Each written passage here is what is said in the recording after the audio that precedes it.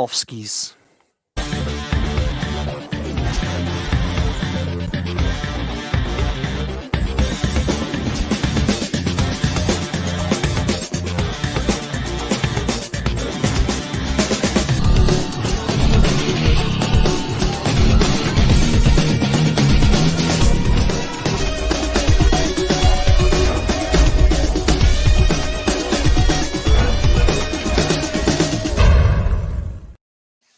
Hello and welcome to the Gooners podcast, which shockingly is a podcast presented by Gooners. Today we've got a rare game day preview. We don't do these very often, and it's only the biggest game so far of the season, Arsenal versus Benfica. So me and a couple of Arteta outs, what could possibly go wrong in this podcast today? This could be the day that you guys have been waiting for. So honestly, happy to be joined by a couple of the most prolific Arsenal podcasters of the last 6 months. Prolific. I normally surround myself with people who are uglier than me, less successful than me, so that I look better in contrast. But today I've done the exact opposite, and you know, I've never looked worse. So, first of all, happy to be joined by my very good friend Sophie Nicolaou of the Highbury Squad, and also of the Just Being a Very Cool Person Squad. Thanks for waking up at the crack of dawn to be with me this morning. Listen, you've been texting me since the crack of crack last night. So you got a good night's sleep? I did. And how are you feel? So you're not feeling... I'm not knackered. I'm not knackered today. No. I got a good night's sleep. Had snuggles with Vinny Vieira, and we're ready to go. Me and Vince are ready for the game today. Lovely, and you're looking stylish as always. I have to try to keep up. So I'm gonna go. Put the old tie on.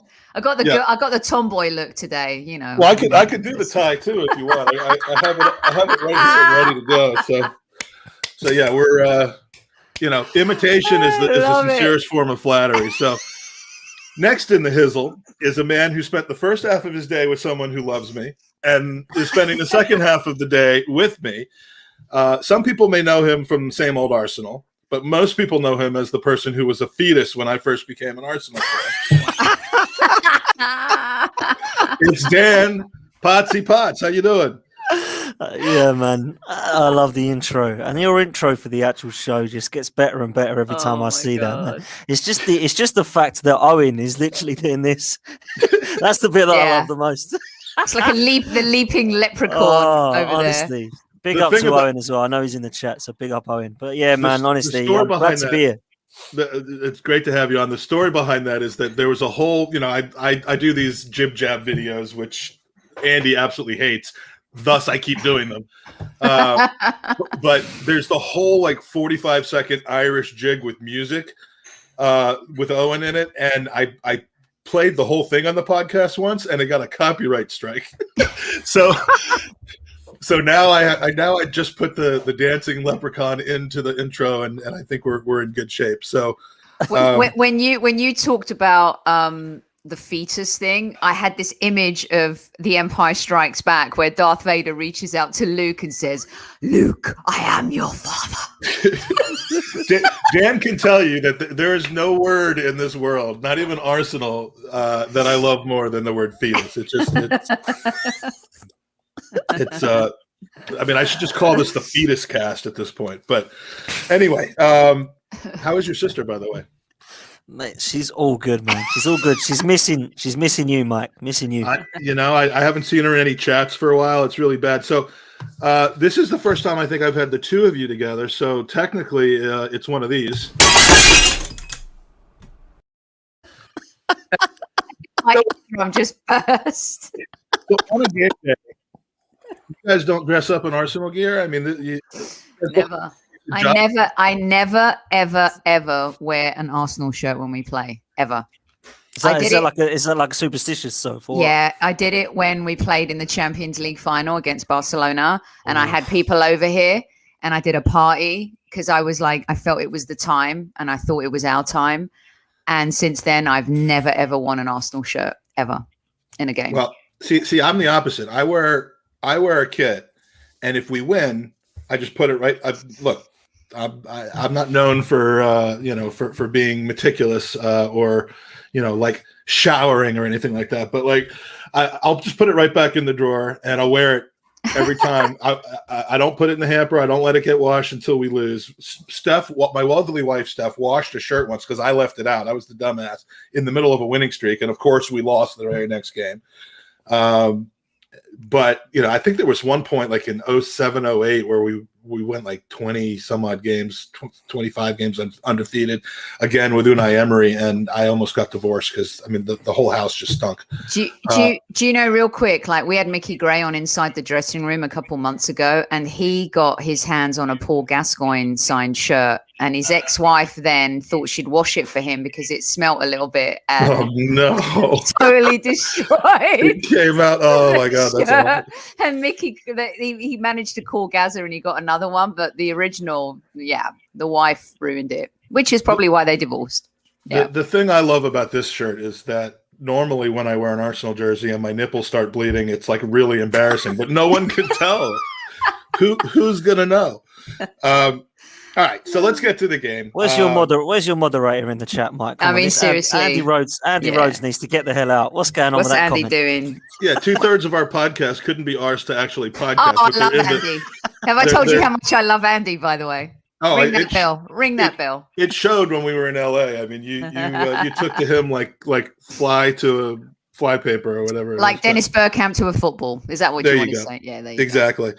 So, all right, let's get to the game. Because this is the world we live in now in the 2020s, this home game is being played 3,191 kilometers away from the Emirates. Hold on. What has happened? I was actually. Oh, here we go. Oh, here we go. She has something from. Okay. I was going to ask you about this. I have a great affinity towards this stadium because I was there when we had to beat them by 3, and we beat them by 3 with a Giroud hat trick to get through to the round of 16 in the Champions League. I love the stadium. I love the atmosphere, which of course there won't be today, but it's a stadium I love. We haven't lost there in 8 years. So Sophie, I'm going to you for this. What is it called? What's what called? The stadium we're playing in today.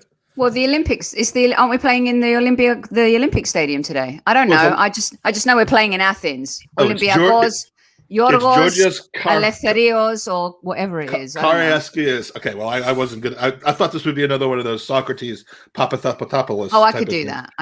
Yeah, yeah. I was just busy like getting the flag out and just, the Greek gods are going to be on our side tonight. I know it. Let's hope so. I could just drape this on my shoulder. Papathopoulos. Is that right? Yeah. The only reason I asked you on today was to pronounce the stadium name, and now I look like a right twat. Now, Soph. I mean, I know. Playing in that stadium empty, though. I mean, if you've ever been there, the atmosphere. I mean, if you're an away fan, you better do yourself a favor and not get liquored up beforehand and listen to what the authorities say. But just the atmosphere there is unbelievable. So to go from that to playing in an empty stadium, to me, and maybe Sophie, you can tell me because it's Yorgos Garai, because there's an I before the S, so it's a little bit complex to pronounce. But it's Yorgos Garakakis Stadium, correct? Nice. Otherwise known simply as the Olympic Stadium.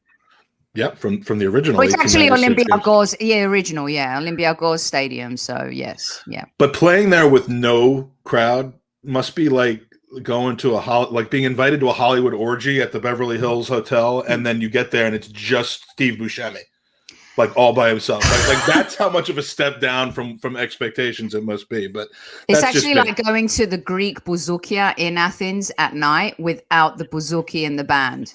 You just, it's like having an egg without an omelette. That stadium is insane. And you went, because we've been lucky in Athens. We've won both our games there in the Europa and the Champions League against Olympiacos.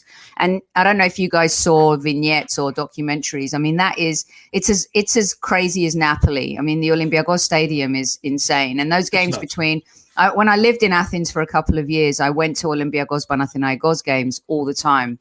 And honestly, one game, I was lucky. I was in a box for one of the games, but another game that I went to, I was scared. I mean, it's scary. It's one of those where you're scared, but it's like edge of your seat what's going to happen scary, so you kind of stick with the adventure. You know what I mean? The suggestion is be alert, but take it all in. Like if you're going to go there like some sort of jackass and act like a fool, you're probably going to get stabbed. Yeah, they're crazy. They're absolutely crazy. But in a great way. So, on the other hand, Benfica has not won there since October 1973. So, Dan, do you know what I was back in October 73? A fetus. No, douchebag. I was 7 months old. I'm not a fetus. Do your homework next time. All right, so the lineup is out. I just wanted to say the word. I know. I gave you the opportunity.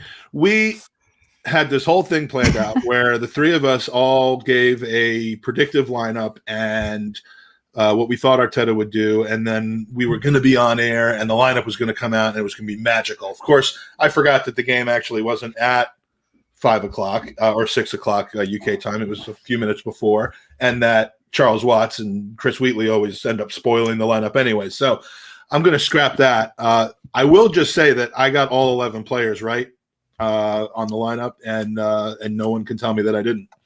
So here we are. It is the same lineup as the first leg.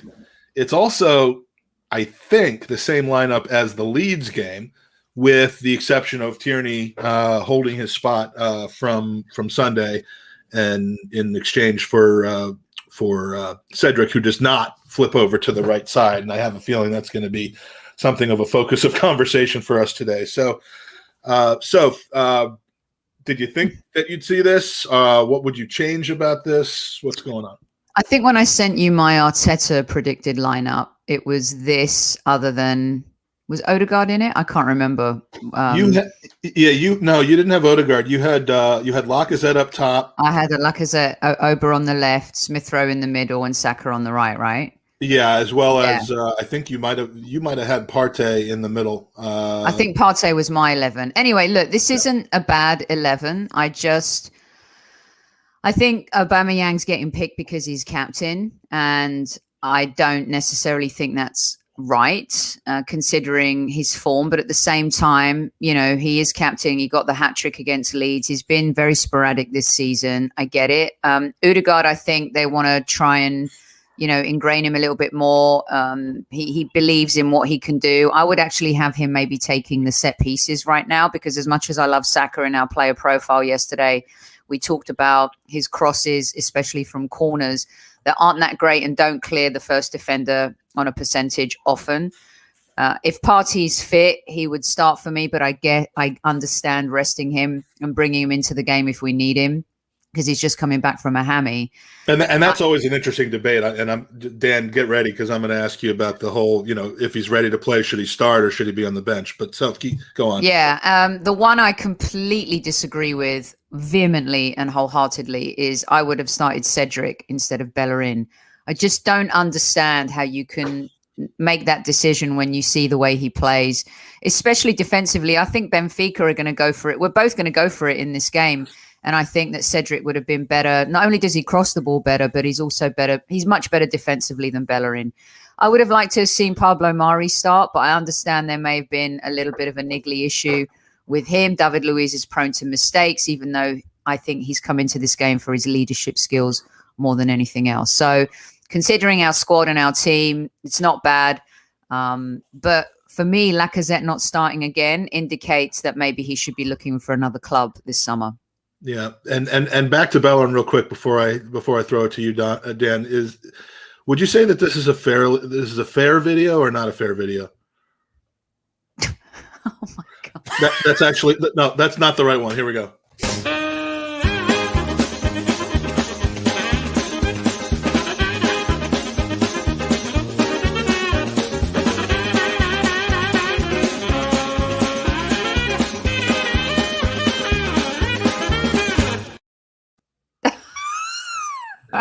I'll buy the Euro ticket. I will buy the ticket myself. I'm trying to play that as much as possible without PSG seeing it, because I don't want them to change their mind, apparently. All right, Dan, thoughts about the lineup, thoughts about Sophie's comments, thoughts about regrets about being on this podcast today? Man, there's never any regrets about being on this pod, man. It's a decent one. I love it. Okay, me and Soph are pretty similar. Thoughts on how Soph worked in a plug for her podcast in her analysis of the 11, which is expert. It is expert. I'm with Soph. The lineup, I think we must have predicted a very similar lineup, because the only change that I've got here is I thought Partey would have started. I thought that on the left would have been Aubameyang and up top would have been Lacazette. Everything else is pretty much spot on. And instead of Lacazette, it would have been Ødegaard. So that's the only one to miss out for me. So I'm cool with this team. Lacazette, it would suggest that he's off in the summer. That's 4 games now without a start. So I think they've decided that he's not going to start an extension and we need to get rid of him in the summer. I'm totally 100% behind Sophie Bellerin, and I've been slating him the whole year. And people have been trying to tell me that he's had a good season, and people have been trying to tell me that he's actually a good right back. I can't see how he is and how he ever has been. And really. by people, you're talking about one person in our WhatsApp chat, and we both know who he is. So. Yeah. But there's another WhatsApp chat where there's 2 or 3 that like him as well that I'm in, and I've just never understood why. But thanks for the invite, dude. Wait, there's a WhatsApp chat I'm not part of? Yeah, I know. I always, So it's such a double standard, because I love talking about all the WhatsApp chats that I'm in, because it makes me feel like some sort of, I mean, big... I thought I was in the WhatsApp chat. So turns out that's not true. And now I'm finding out there's all these other WhatsApp chats and like who's who do I have to suck to get in all the WhatsApp chats? So apparently Bellerin. I mean, I don't know. Yeah, it seems that way. Yeah, I don't want to be in that particular WhatsApp chat, but so I know I kind of jumped on you there, but Lacazette. You're talking about him being off in the summer. All of a sudden, we have Lacazette gate with his cleats, with his shoes, his boots, whatever we want to call them. We got on the one hand, we have Mr. Tom Canton, who points out, "Wow, look at that! It says trust the process." And then all of a sudden, we got a bunch of people on Twitter saying that there's also a minion on there, and in the French culture, a minion generally means like someone, it's kind of like an insult against authority, and that the trust the process is kind of a sarcastic swipe.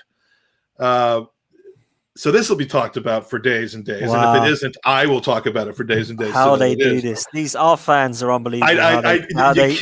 You just can't have something nice, can you? It has to be taken another way. Listen, Lacazette's been a good player for Arsenal. He's not been great. He's not been one that we wanted to see. Servant to the club. Yeah, he has been. And I think his best season for us was probably the Unai Emery's first season, where he scored them goals. He got player of the season. He was linking up well with Aubameyang. And I think something mentally happened with him, and he's never quite been able to get it back. Until the last few games, when he started to become a little bit more infused by Smith Rowe and Saka's announcement into the first team. And now, since, I can't remember, was it Newcastle? He hasn't played a game. So I don't quite understand that. Something's happened off the pitch there. I believe it is because he's not going to sign a contract now. He either doesn't want to, or he's asking for too much money. And I asked the question, Lacazette's going to want 200 plus a week. I don't think he's worth that. So I would rather upgrade him. So that's why I believe that Arteta is probably doing the right thing here, if that is to be believed, that that's the reason he's missing out currently. I can't think that it would be performances, because he's actually been playing quite well, in my opinion. But I expected him to start today just because of his experience, and I feel that he wanted, or I thought he might have wanted, to try and get Aubameyang playing on that left with Laka in the middle. But I asked that again a question: do they actually play that well together? And I'm not so sure that they do, Lacazette and Aubameyang, unless they're playing in a 4-4-2 or in a 3 at the back with 2 up front with 1 behind. I'm not so sure that they do play so well when one's up front and the others is on the left. So I'm okay with this lineup personally, Mike. Yeah, I don't mind it either. It seems to me as though, with 2 games in the week, most weeks, there are a few exceptions, next week being one of them, but with 2 games in the week, I think we're starting to see 2 center back combos form, and they're interchangeable, in locked, like they're locked together, but they're interchangeable. So, when everyone's healthy, the top 4 center backs, we're seeing Luiz and Gabriel together, which I think could potentially be a language thing. It could be a partnership thing, and off the pitch kind of a communication that they have, and he wants to keep them together. Whereas Holding and Mari, now that Mari's healthy again, are on the other end of it. And frankly, other than a few individual mistakes from Holding, which have been very costly. I mean, 2 1-0 games you can chalk up, as Kevin said on your podcast, Soph, to individual errors of not marking the man, marking the space instead, and all of that. I mean, those have been 2 costly errors, but generally pretty solid. Other than that, I'm having this. I don't mind the two. I never want to see Luis out there, but if he's really making Gabriel better, and Gabriel is more comfortable playing next to him than any of the other guys, then Gabriel is definitely back to his kind of ways. When he first came, I thought, whoa, this is the guy that I wanted him to be. I saw him a bit in Lille and I thought I was excited by the signing, and everyone said, oh, you can't say what he's going to be like in the Premier League. No, I can't. But actually, do you know what? The start was pretty good. And then he had a couple of really rusty games around when he had presumably had COVID, and he started to come back into it. And I thought, oh my God, he needs to get himself back. And now we're starting to see it again. With Rob Holding, he's been consistently good, and he has had some terrible, terrible errors. I remember the one against Jack Grealish where he was either ballroom dancing or ballet dancing or break dancing. I mean, it was just embarrassing to see him, really. And then obviously with Bellerin, I don't think he's ever going to be great next to Bellerin. But David Luiz and Gabriel formed a partnership now currently, which is looking pretty okay. I think defensively is one of the only positives people can keep telling me about this season with Arsenal, is that we are better defensively and that we have 4 defenders that aren't as much of a liability of previous ones that perhaps we have had. So as long as there's not somebody that just, I mean, that you can before the game that Luis is going to end up having at least three points in the game where he's chasing them down from behind. When we're talking against those pacey attackers in the Premier League, he really, really worries me. And we've seen plenty of evidence that he doesn't make I'm not even putting the Wolves thing on him. I'm not.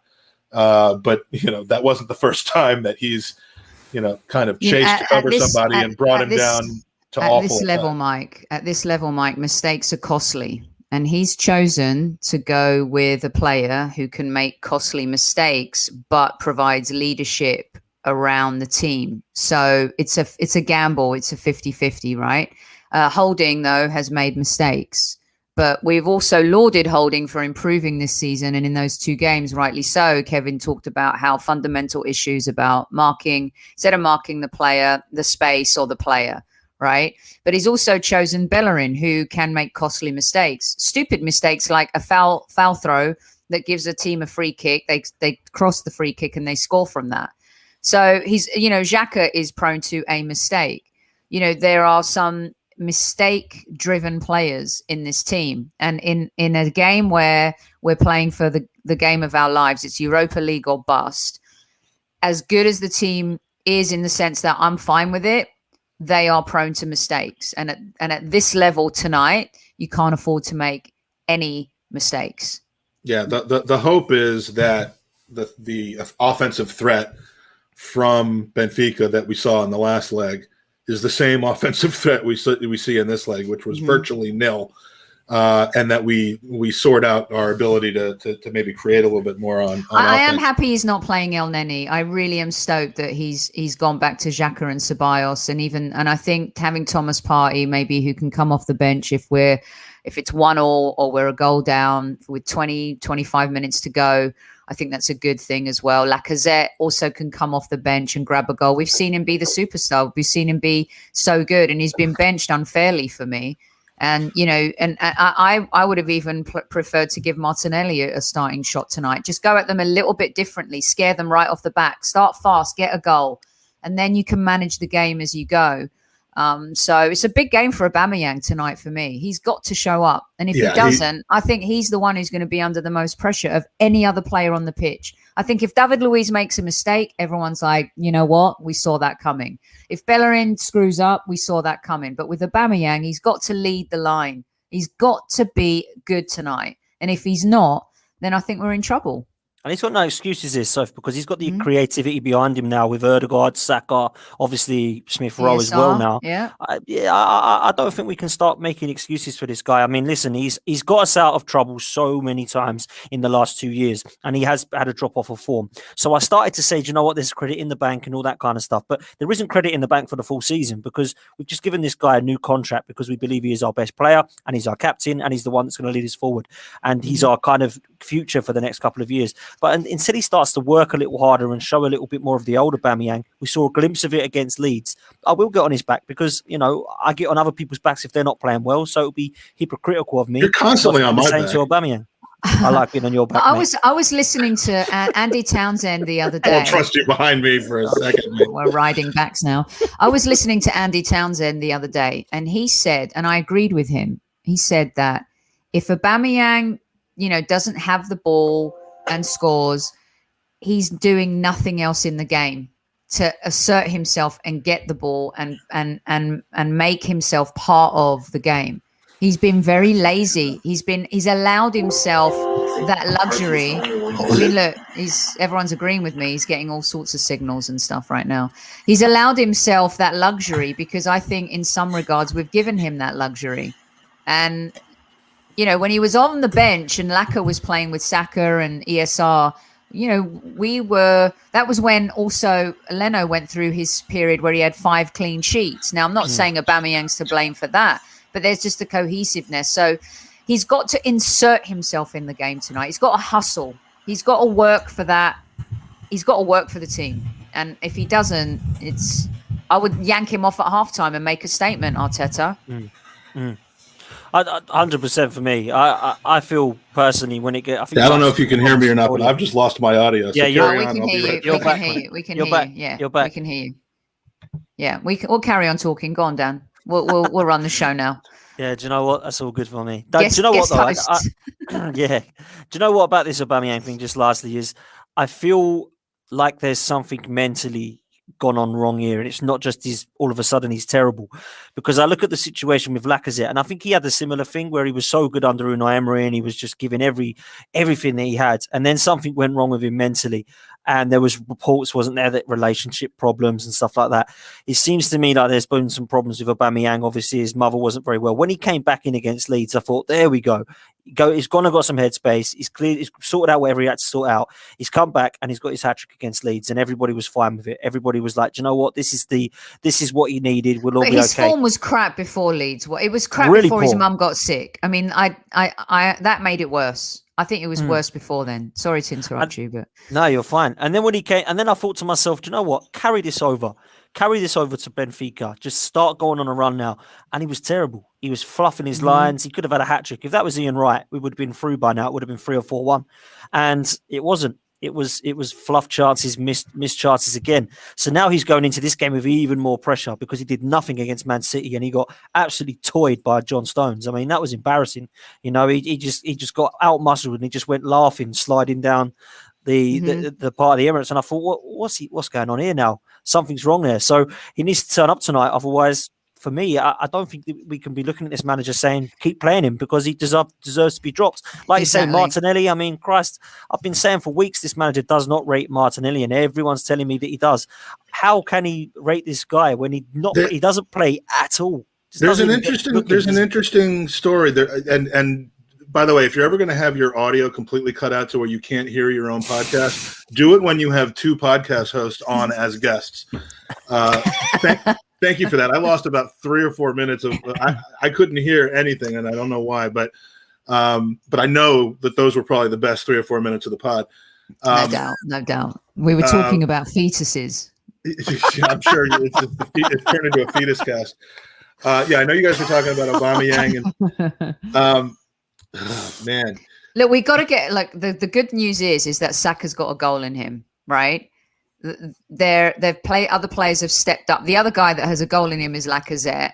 Also, it's disappointing that maybe Pepe as well had gone on this good run, 4 or 5 games, and he's a form player and he plays with arms around him and confidence, and we've zapped that from him too. That gives me concerns about his long-term future in the team. But when you have Saka and you have all these talented players that we kind of do, and he's trying to figure out, okay, I have to squeeze Aubameyang down the middle, which means I need to play ESR. I'm going to play Saka, and then Odegaard is the new kind of boy. But I don't know. I think I'm more excited about who might come off the bench and affect the game versus how we start the game, because Daniel Robert asked a really good question in the chat saying, do we just park the bus for the 0-0 or go all out from the beginning and try to get a goal ASAP?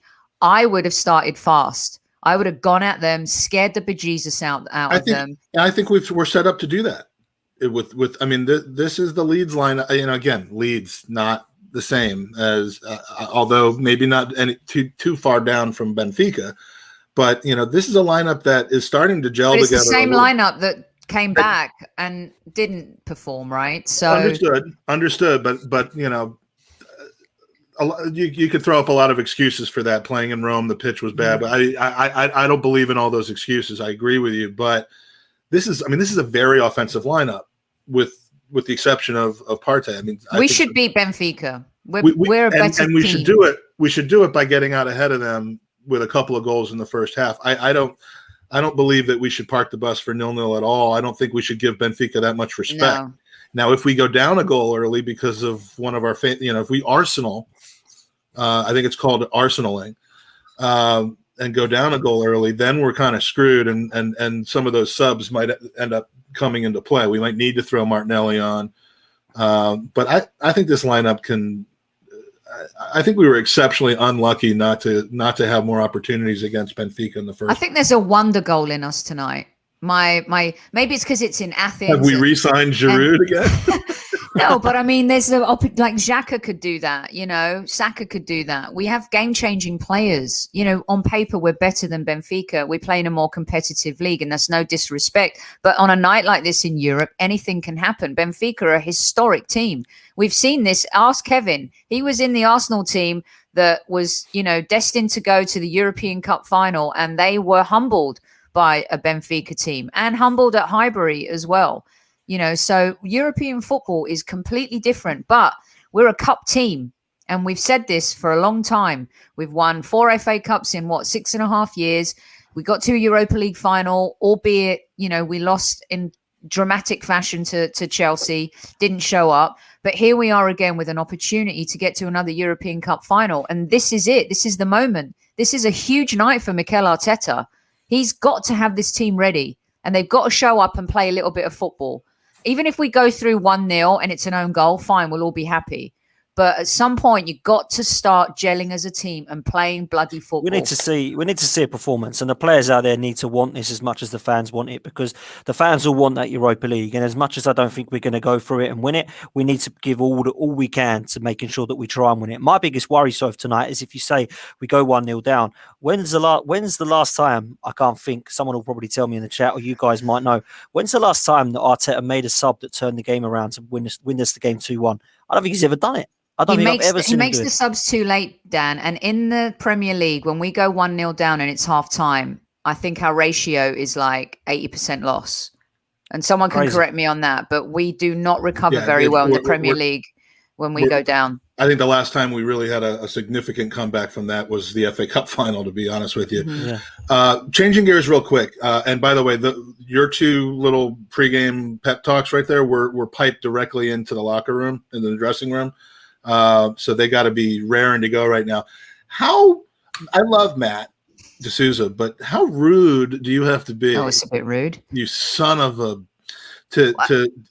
First of all, Elliot, I love me some Elliot. We're good friends. He has an amazing show. His internet needs a lot of work.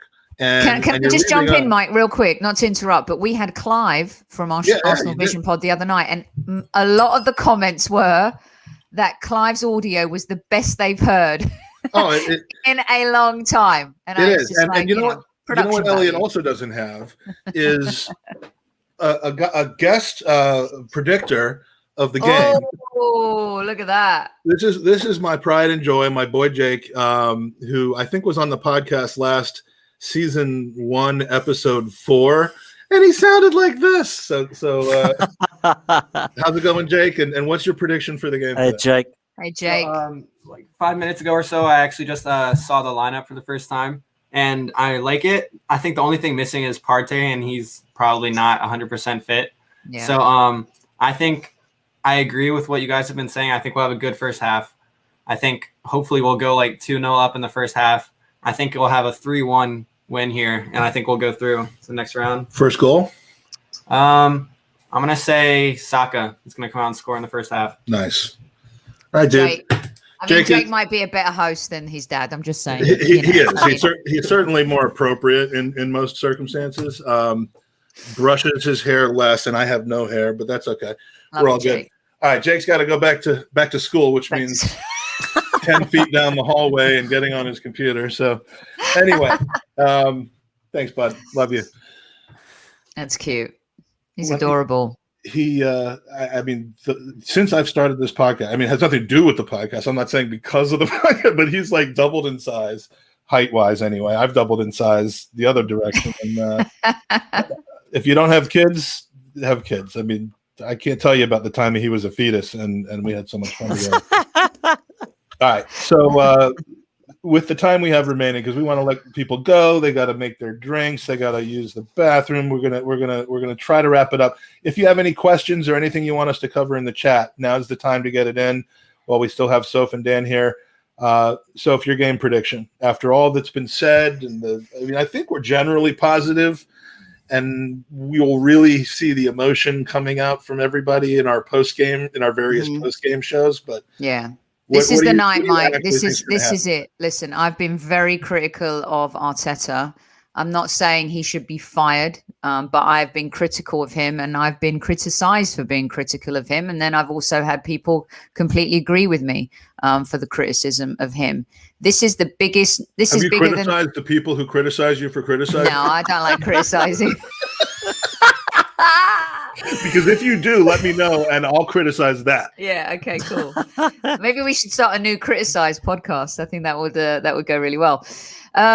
So for me, this is bigger than the FA Cup final. If he'd have lost that against Chelsea's Lampard's Chelsea, everyone would have been okay. First season, I get it. But this is a massive game. This is the biggest game of his entire Arsenal career, and he's got to get a result. And I have been critical, but I feel like they're going to bring it tonight. I'm hoping maybe the hope isn't all a plan. Talk about a cup final, like they're all saying that we've been told this is a cup final.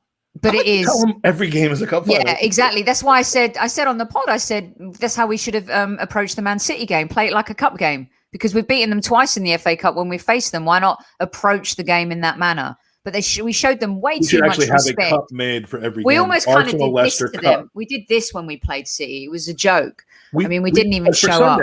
For Sunday, we should have, the club should make the Alan Smith trophy for the Arsenal-Leicester game and award it to Arsenal to the team that wins, and then we'll come out firing for that game, I think. Yeah, and Mask Gunner, which Sophie turns up post-game is all down to the result. Good cop, bad cop. Let me rephrase that for you. Which Sophie turns up for the post-game is all about how we perform and what the result is. I was going to say, that is it at the end of the line. Because drunk Sophie's fun though, isn't she? Oh, I've spent some time with her. It's like drunk Bobby and Friends. But the truth is that Dan and I, sometimes it drives us crazy because we just talk about the performances and the results and what we see. And people want to kind of make it bigger than that. And it's just not. It's just about who we are right now. And right now, we're just not a very good team in the league, but we're a good cup team. So I expect the team to rise to the occasion tonight. And I predicted a 4-1 on the pod the other night. Call me crazy. But as I said, when you've got the Greek gods looking down on you and you're in the city of Athens and the land that founded civilization, the Arsenal will rise. Beautiful. Man, I'm inspired AF so far today. So, Dan, let's just knock us down a few pegs with your prediction. No, man, do you know what? I'm positive. I am positive. Because I think, like Soph says, we have to win tonight. Starting your new YouTube channel called Potty Bang or whatever.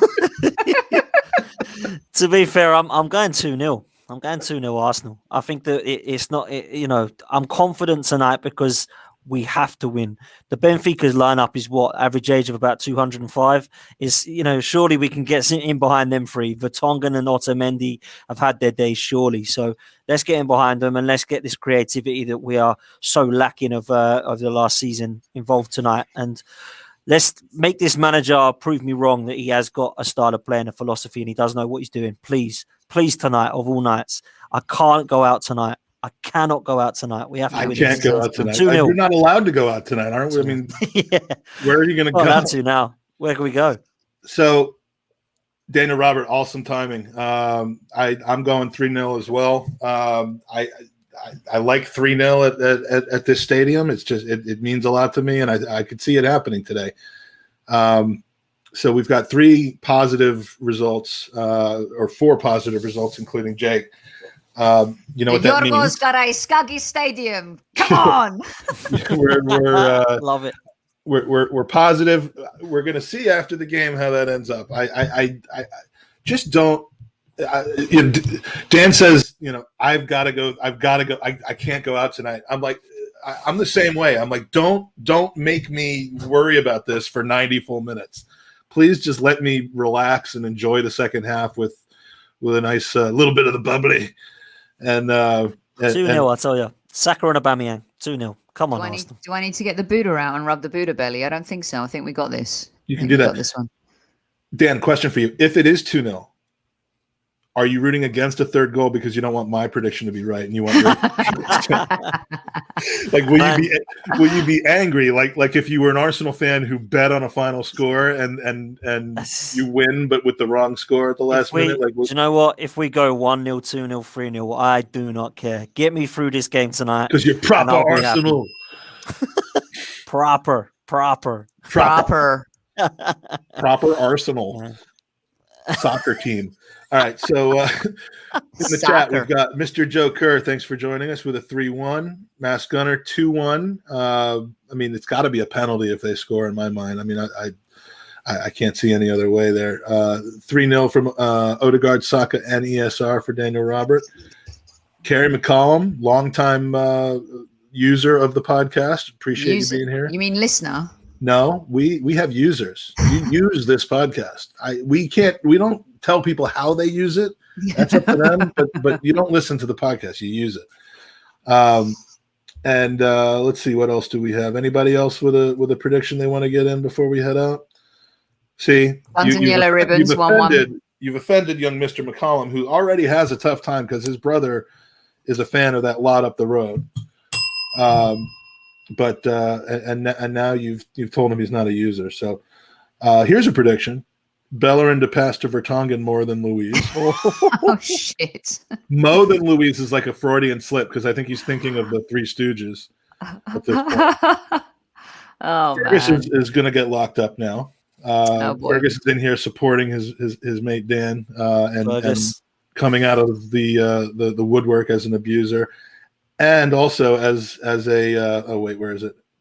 As a negative Nancy. When you become a grandpa, you get so crotchety and angry. It happened. It's Fergus and Hoggy. I mean, I don't understand it. And we do not want extra time. We do not want extra time.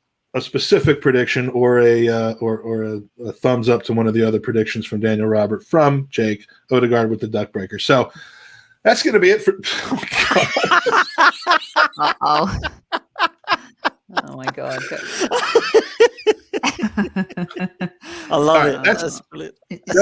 That's gonna be it for us now. So before we go, you've got at least 2 choices for your post game fare. You can watch one live. You can watch the other on replay. We don't care. On the Bearded Gooner channel. Look on YouTube, Bearded Gooner. You'll be able to find Tanner, a couple other folks, and special guest me after lots of alcohol. Maybe not so much. We'll see what happens. And then on the Highbury squad, you'll have a much more lucid Sophie, Super Kev. I mean, it's early here. I'm not going to, I'm not going to go for it that much. I am going to work after. So, yeah. Oh, okay. Well, but then you'll be knackered. You'll be too knackered to work. That's to be too knackered. So it's going to be you, Super Kev, and then Amanda if she's been sacked.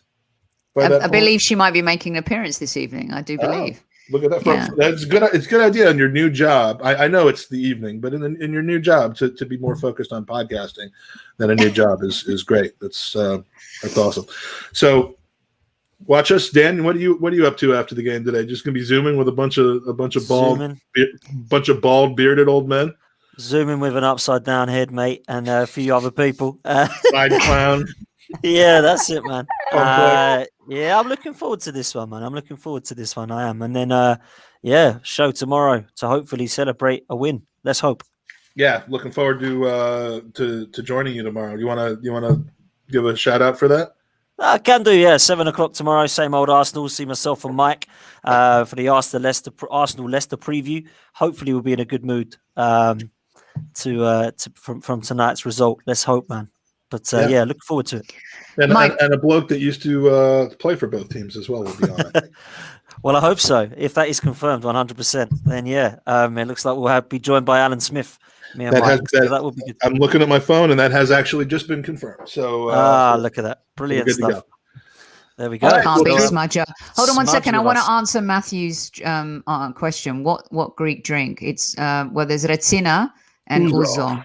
Ouzo is Ouzo. You don't want to be doing if you're on East Coast time. Yeah, fine. You might go for it. If you're Pacific time, don't go for it. If you're in Europe, blitz it. But be prepared for a hangover the following day. Do you know what? Ouzo is the one that when you drink water the next day, you get drunk again. Is that right? Yes, completely. Yeah. I learned that the hard There's- way after the Olympiacos game in 2015. I thought I was being a good boy the next day, and it was.